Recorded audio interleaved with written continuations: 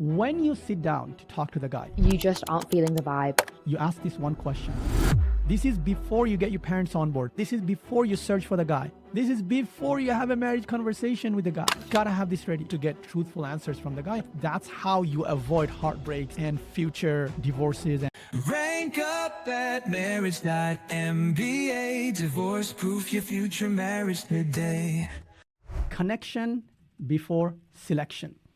This is the number one love mistake that most women make, Muslim and non-Muslim. This applies to everyone. So connection is what? That's your ability to build a bond and attach to a specific person at an intimate level. Selection is to choose the right person in the first place. The mistake most women make is that they skip the selection process entirely and dive straight into building a connection with a man. So this means falling for someone blindly before even considering whether he's potentially a good match for you. Now, can this cause heartbreak before marriage? Yes. Can this lead to disappointment after marriage? Also yes. And it's not your fault. Unfortunately, growing up, nobody ever taught you about this whole connection and selection thing. The question is this: how do you develop the skill of selection? Take a screenshot now, please. Deal makers and deal breakers. Deal makers are positive qualities in a man you cannot live without. These are very high on your priority list. On the other hand, deal breakers are negative qualities in a man you cannot live with. These are your non-negotiables. No compromise on these ever. Now, if I ask you between these two, between deal makers and deal breakers, which one is more important? Write in the chat. Which one is more important? Is it deal makers or deal breakers? It is deal breakers. Because you're not going to compromise on those. So you have to be more clear about your deal breakers than your deal makers. Imagine a guy with certain quality, characteristic, or trait that makes him really appealing to you. Someone who is worthy of pursuit as a candidate for marriage. Someone who can potentially be a good husband and a good father. You think of at least one such quality, one characteristic like that. Now, suppose a single man, 6 feet tall, with six-pack abs and a six-figure income, has a certain characteristic, and because of that, you would never, ever consider marrying him. What is that for you? Can you think of at least one thing like that that would completely turn you off about a guy? Write that down. I ask you to do both of these things because some people focus on one versus the other. I want you to focus on both in a balanced way. You'll keep on adding to this list. So what I want you to do, if you can, create a Google Doc. You can even make a Google spreadsheet and have a deal makers and deal breakers column. And start adding things as you go through your life, as you learn more, inshallah, keep on adding them. This is not one static list you make once and that's it forever, you're done. No. This will grow and evolve as you grow and evolve. One person's deal maker and deal breaker might not be another person's deal maker and deal breaker. So there's no one size fit all answer to this. Someone may be matching everything you wrote on paper, deal makers, deal breakers, mindset matches, etc. But you just aren't feeling the vibe. How to deal with that situation. How to know for sure that you're not letting go of a good prospect because you're just not feeling it. When you sit down to talk to the guy, like, yeah, you're not feeling the vibe. There's no instant chemistry. That's okay. You got to give it some time. The thing that you are looking for at the end of that conversation, you ask this one question. Did I feel comfortable talking to the guy? Because the feeling of love, the romantic love that you're seeking based on Hollywood and Bollywood and all of that, sometimes it happens before marriage. Sometimes it happens during that marriage process. Sometimes it happens after marriage. There's no right or wrong to that. But your clue is that comfort. And why? It's in the Quran. Because Allah said, لِتَسْكُنُوا إِلَيْهَا, so that you can live with them with sakina, with tranquility, with comfort. That's what you're looking for. So aim at that. As long as you have this, inshallah, you can build on it. And this is why sometimes we say no too quickly. When do you say no too quickly? Deal breakers. And you sure about that deal breakers? Like it's a filtered actual deal breaker? Don't waste your time. But if the guy has most of your deal makers and none of your deal breaker, that guy is worthy of pursuit and going to the next stage, maybe meeting a second time. What if someone likes a guy, but he has one of her deal breakers? She really likes him and feels that he's a soulmate. What should she do? That's exactly why you have these deal breakers and deal makers. Deal breakers are things that actually break the deal. The key word here is breaker. And this is why you only want to have things in your deal breakers that are actual deal breakers. Not like so iffy, or like I'm like 50%, oh, I'm willing to compromise on this. If you're willing to compromise on something, that cannot be in your deal breakers. Simple. You don't need a guy to have all of the deal makers, but you do want the guy to be free from all of your deal breakers. And that's how you avoid heartbreaks and future divorces and situationships. Because if you're able to say, hey, this guy has everything I like, but he has this one deal breaker, I'm sorry, it's no go. As long as it's not a misunderstanding, if it is a genuine deal breaker, walk away.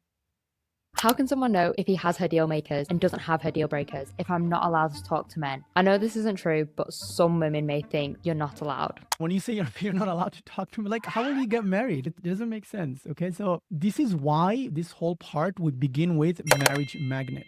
That will help you get a very good idea as to whether the guy has some of your deal makers or not. Because if you skip that, now you're having a conversation, you're like, you may not be able to speak about some of these clearly. That's why this is what you do first. Remember, this is before you get your parents on board, and this is before you search for the guy. And then your second clue would be when you have those marriage conversations. From those questions, you'll be like, hey, do you smoke? Hey, do you have this? Do you have that? Especially if you know how to ask those questions, inshallah, you will be able to get truthful answers from the guy and you'll know. And then the last step would be to do those 4 types of background check that we recommend. Inshallah, if you go through all of those processes, you will be able to know with confidence whether the guy has your deal breakers or not.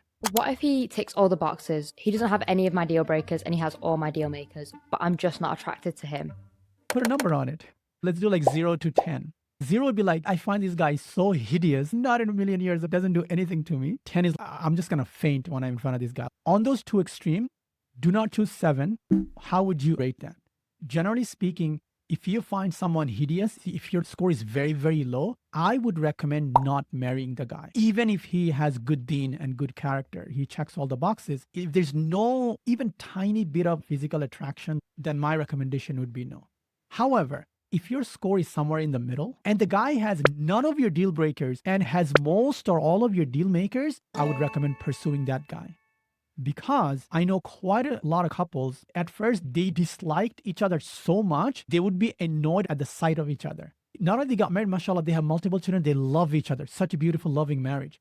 So the thing is, as long as you are somewhere in the middle, I would say continue and move forward. Do not make the mistake of saying, no, just because I don't find him physically attractive, whatever type of image you have in your mind, the guy doesn't match that, so I'm not going to even talk. No, you don't know. Maybe the guy will wow you with his intellect and character and his kindness and all of it. You'd be like, wow, a guy who is 10 out of 10 in terms of hotness, but 2 or 3 in terms of kindness. Would I marry that guy? Or would I marry a guy who is 6 out of 10 in terms of looks, but 9 out of 10 in terms of kindness and character and all that? Guess what? In the long run, this guy is better for you. In the short run, yeah, you'll feel the butterflies with the first guy, but the second guy will be better for you. That's a long answer, but the short version is if your score is super low and you find the guy hideous, case closed. But if it's somewhere in between, give the guy a chance, at least talk, see if some attraction builds. Because sometimes the attraction doesn't happen right on the spot. You may not feel the butterfly right away, but as long as you feel comfortable, as long as the potential is there, then love can grow out of that. I've seen many, many marriages like this. Is there a limit on the number of deal makers and deal breakers you can have on your list? For deal breaker, my recommendation is 3 to 5. Do not have list of deal breakers that are like 10, 15, 20. That's just too many. 3 to 5 is a good number. Deal makers could be a little bit longer than that. But remember, you are not looking for a guy who has all of your deal makers. You're looking for someone who has most of your deal makers, because deal makers are a little bit more flexible. So when someone says, hey, I'm looking for a guy who is like that, I'm like, well, just hold on a second. Before you do that, tell me what your deal breakers are, and then go into deal makers. What should someone base their deal makers and deal breakers on? Some of it is personal liking and disliking, the way we grow up, our upbringing, cultural brainwashing, Hollywood, Bollywood, Disney, romance. They all play a part in this. However, you want to base these on 3 things. You're going to look for deen, character, compatibility. Those are the things that you want to base your deal makers and deal breakers on. And inshallah, very soon you're going to learn about 8 slices of compatibility. And you can also add some of the deal makers and deal breakers from there. And whenever you add deal makers and deal breakers, I would definitely feed it to an AI and say, what does research say about these things? Is it an actual deal breaker? Is this an actual deal maker? Is there room for compromise in this based on research, based on lived experiences of hundreds and thousands of couples? So you make your list, make sure it's genuinely your list, and then edit that. Keep on revising. As you learn and grow, inshallah, you'll be able to say, you know what, that's not really a deal breaker. I'll give you a quick example. This is one of the reasons why dating apps and matchmaking criteria are problematic. So let's say you're 20. I'm looking for a guy who is 22 to 28, for example. Now, I'm okay with someone who is 2 to 8 years older than me. So if I say, hey, there is this great guy. He's 29. And he has none of your deal breakers. He has all of your deal makers. You're going to say no because your range is 22 to 28, right? Guess what? That means this does not belong in the deal breaker list. This belongs in deal maker. Okay, what about a guy who is 21, but he's a business owner. He has 2 businesses running. He started business when he was 17. He's financially doing really well. So he has the financial maturity of a 27-year-old. He has none of your deal breakers. He has a lot of your deal makers. Are you going to say no? Well, according to this criteria, yeah. Because you're basically saying no to everyone who's below 22 and saying no to everyone who's above 28. Well, when it comes to age, the way people say no to so many potential people who might otherwise be good matches. How specific should you be with your deal makers and deal breakers? Specific as you need to. There's no hard and fast rule to that.